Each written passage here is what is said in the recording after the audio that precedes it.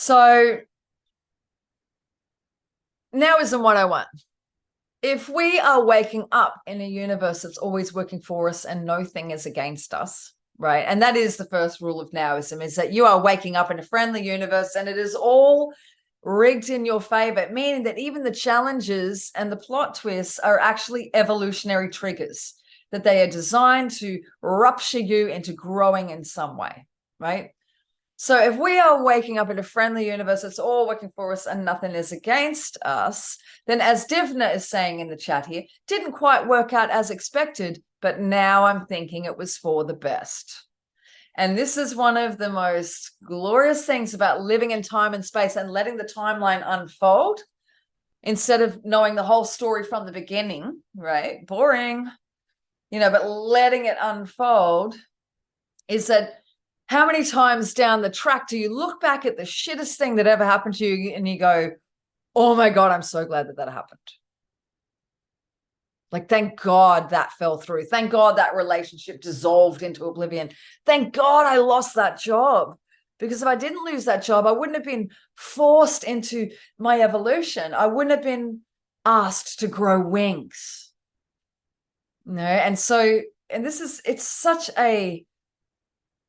a wonderful thing to have in your toolbox is a recognition of the amount of times where you were so sure that things were not working for you and everything was against you and you're having your tantrum and you're throwing your bloody toys everywhere. But then later on, you got down the track and you went, oh, this is delicious. I love my new life. Remember these moments and put them in your toolbox. This is so important to make an inventory of times where I was so sure that shit was not working out. And then fast forward a little chapter or two, and then, oh my God, I'm like absolutely living the greatest life. And so then you can look back at the uncertainty that you experience and go, ooh, it's so delicious. I was being initiated. I was being activated. In the words of the wonderful Michael Bernard Beckwith, pain pushes us until vision pulls us. Now, of course, we want to live by vision. That sounds so mystical and fabulous.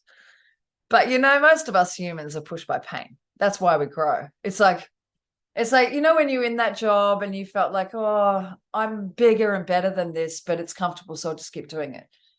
And then, you kept plodding on with the job. And then there was that really annoying person that started working with you too. And like, oh God, I just don't really enjoy this job. I'm enjoying it less. And then you're like, oh, but it's comfortable and it's the paycheck. And then you keep plodding on, you're doing that. And it's like, oh, and now like, there's stories of like a change of direction with management and stuff. And it's just like, it's very shabby behind the scenes. I'm definitely over delivering here.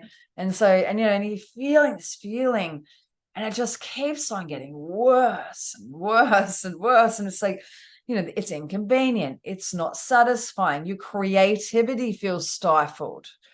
The people are rude to you, and there's all of this data. The universe is giving you more and more data of why this sucks and maybe you should move on. But you're resilient, yes. And so you keep creating better coping mechanisms to handle the pain and the suffering and the mundaneness of the gig that that you shouldn't be in. And so the universe has to really start pushing and pushing until suddenly the job, like maybe they go bankrupt or they finally have a new CEO goes in, they like, you know what, I actually just don't like you. You're fired. And then suddenly you're like, oh, where did this come from? It came out of the blue. No, it didn't. Came out of the oblivious. It didn't come out of the blue. The universe gave you so much data that led you to the present moment. But now pain has to push you so that you actually grow wings. Because it's like, oh, okay. And Australians especially are really, really good at this. So you're like, been chilling like a villain. All right, I'll get up and do something else now. Why? Because it got so freaking annoying and painful that now you have to, because pain will push you into your evolution. And so now this is the trick. This is where, like, as a now ninja, as you like continue to develop your conscious participation in the present moment, you can actually get the wind of your evolutionary pattern, like in the sail, nice and early, just by getting the first whispers of, this job isn't that satisfying, actually. And you can actually start to pick up on the early signs of, something else is trying to happen, instead of waiting for it to really suck.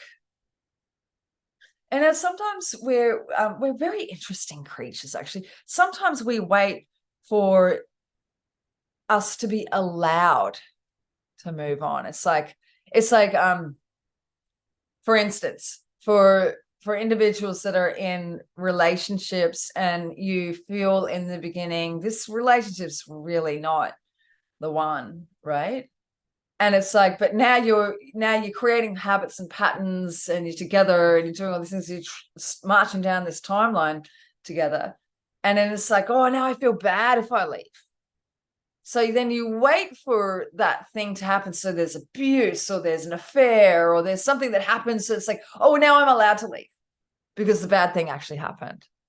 Isn't it interesting that our self-worth can be so like battered and sort of sloppy, actually, that we don't just take the conscious first signs and signals of flowing into something that's really going to work for you, right? That's really nourishing for your soul. But instead, you wait for a permission slip. Now that that's turned abusive, now I'm allowed to leave. And it's like, you were actually allowed to leave earlier too, but you waited for it to turn into a train smash. And so it's the same with jobs. It's the same with, with any ingredient of life, like you are allowed to change your mind. Repeat it after me. I'm allowed to change my mind. Yes, I'm allowed to change my mind. How liberating. I said that I wanted this, and I was so sure at the time, and now I'm allowed to change my mind. How liberating.